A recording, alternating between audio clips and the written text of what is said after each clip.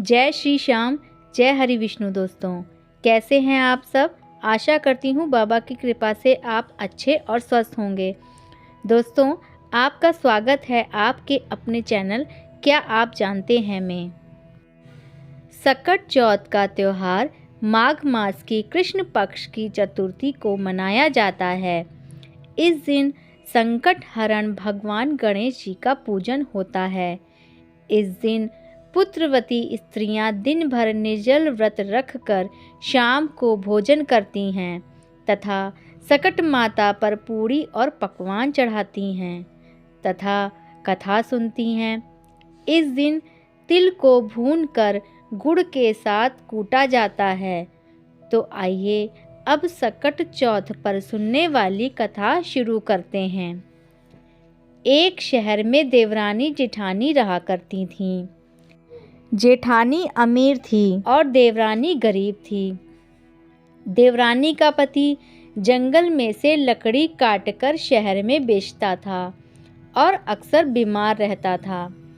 देवरानी जेठानी के घर का सारा काम करती थी और जेठानी पुराने कपड़े और बचा हुआ खाना उसे दे दिया करती थी।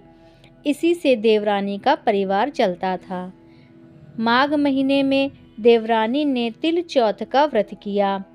5 रुपए के तिलवा गुड़ लाकर तिलकुटा बनाया, पूजा करी और तिल चौथ की कथा सुनी और तिलकुटा को छीके में रख दिया और सोचा शाम होने पर तिलकुटे का भोग लगाकर कुछ खाऊंगी।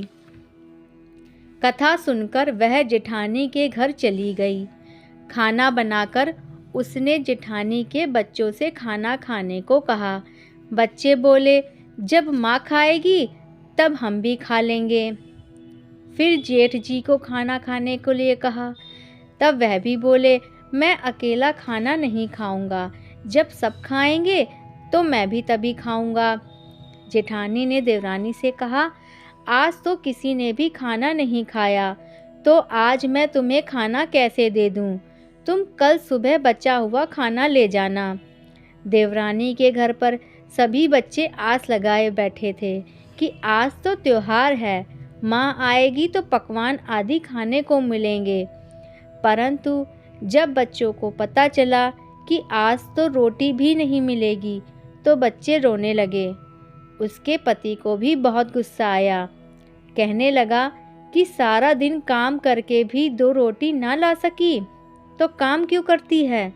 पति ने गुस्से में आकर अपनी पत्नी की पिटाई कर दी।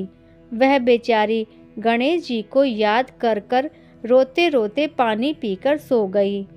उस दिन गणेश जी उसके सपने में आए और कहने लगे कि अरे तू जाग रही है या सो रही है।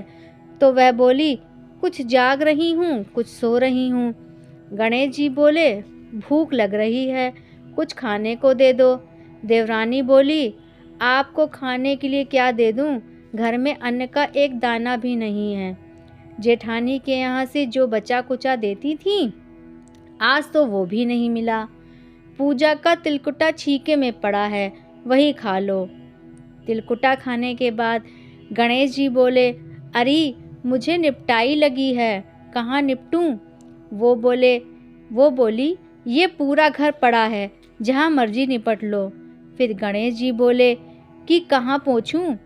अब उसे गुस्सा आ गया, कब से तंग कर रहे हैं, आओ मेरे सर पर पोंछ लो। और कहा, पोंछोगे? सुबह जब देवरानी उठी तब यह देखकर हैरान रह गई कि पूरा घर हीरे मोतियों से जगमगा रहा है। उसके माथे पर हीरे मोतियों के टीके जगमगा रहे थे। उस दिन देवरानी जेठानी के यहाँ काम करने नहीं गईं। बड़ी देर तक राह देखने के बाद जेठानी ने बच्चों को चाची के घर बुलाने भेजा। उसने सोचा कि कल खाना नहीं दिया, इसीलिए देवरानी बुरा मान गई है। बच्चे बुलाने गए और बोले, चाची चाची चलो, माँ ने बुलाया है, घर पर सारा काम पड़ा है। देवरानी भी जेठानी को ताना मारने के लिए कोई मौका नहीं छोड़ती है। बोली, बेटा बहुत दिन तेरे माँ के घर में यहाँ मैंने काम कर लिया, अब तुम अपनी माँ को मेरे घर काम करने भेज दो। बच्चों ने घर जाकर माँ को बताया कि माँ, चाची का घर तो हीरे मोतियों से जगमगा रहा है।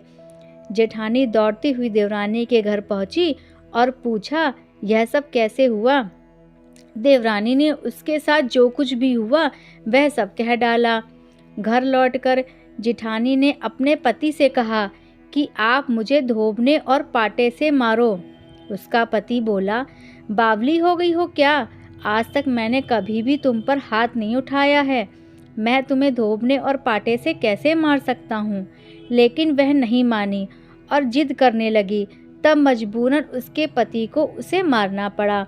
जेठानी ने ढेर सारा घी डालकर चूरमा बनाया और छीके में रखकर सो गई। रात को चौथ विनायक जी सपने में आए। बोले, भूख लग रही है, क्या खाऊं? जेठानी बोली, गणेश जी महाराज, देवरानी के यहाँ आपने सूखा चूटी भर तिलकुट खाया होगा। मैंने तो मेवे डालकर घी भरकर चूरमा बनाकर छीके में रखा है, खा लीजिए। गणेश जी बोले, निपटाई लगी है, कहाँ निपटूं? जेठानी बोली, उसके यहाँ तो टूटी फूटी झोपड़ी थी, मेरे यहाँ तो महल है, कहीं भी निपट लें। गणेश जी बोले, अब कहाँ पोंछूं? जेठानी बोली, उसका तो गंदा माथा है, मैंने तो चमेली का तेल लगाया है, मेरे माथे में पोंछ लो। धन की लोभी जेठानी सुबह जल्दी उठ गई। सोचा घर हीरे मोतियों से भरा होगा, पर देखा तो पूरे घर में गंदगी फैली हुई थी। तेज बदबू आ रही थी, उसके सिर पर गंदगी लगी थी। उसने कहा, गणेश जी महाराज, यह आपने क्या किया? मुझसे रूठे और देवरानी पर टूटे। जेठानी ने सफाई करने की बहुत कोशिश की, परंतु गंदगी और ज़्यादा फैलती गई। जेठानी के पति को मालूम हुआ तो वह भी बहुत गुस्सा हुआ और बोला, तेरे पास सब कुछ था, फिर भी तेरा मन नहीं भरा, देख तेरे लालच का नतीजा। परेशान होकर जेठानी गणेश जी से विनती करने लगी और माफ़ी मांगने लगी। गणेश जी ने कहा, देवरानी से जलने के कारण और धन के लोभ के कारण तूने जो किया यह उसी का नतीजा है। इस प्रकार जेठानी को सबक सिखाते हुए गणेश जी ने अपनी माया समेट ली। हे गणेश जी महाराज, जैसे आपने गणेश जी की कृपा करी, वैसे सब पर कृपा करना। कहानी कहने वाले, सुनने वाले, हुंकार करने वाले सब पर कृपा करना। जैसी सजा जेठानी को दी वैसी किसी को ना देना। तो दोस्तों, आपको कैसी लगी ये वीडियो कमेंट में ज़रूर बताएं। मिलते हैं अगली वीडियो में, तब तक के लिए नमस्कार।